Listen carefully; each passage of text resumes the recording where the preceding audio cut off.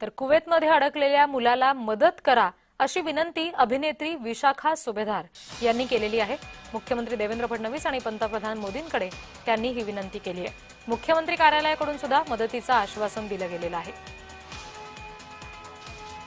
नमस्कार, मी विशाखा सुभेदार।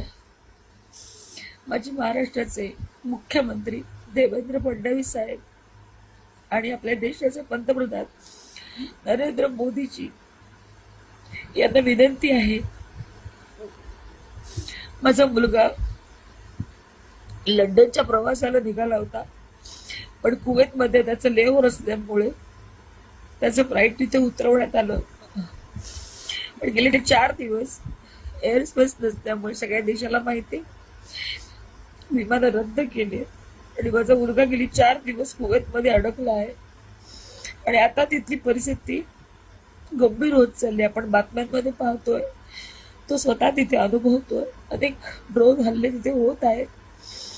आता त्याला एका हॉटेलमध्ये एअरलाईन सर्व्हिसेसनी त्याची व्यवस्था केलेली आहे।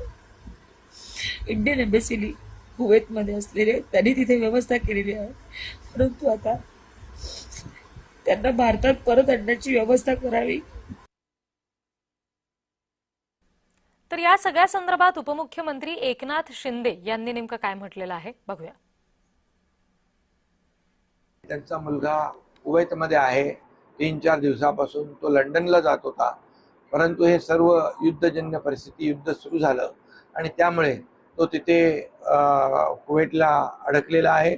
आमचे डॉक्टर राहुल त्यांच्याशी बोललेले आहेत, त्यांचं बोलणं झालेलं आहे आणि त्याचबरोबर कुवेतमध्ये जोपर्यंत त्यांना इकडे आणण्याची व्यवस्था आम्ही त्याची व्यवस्था करतोय, परंतु तोपर्यंत तिथं सुरक्षितपणे तिथं त्यांची राहण्याची व्यवस्था कुठेही त्यांना गैरसोय होणार नाही याची काळजी आम्ही घेतोय।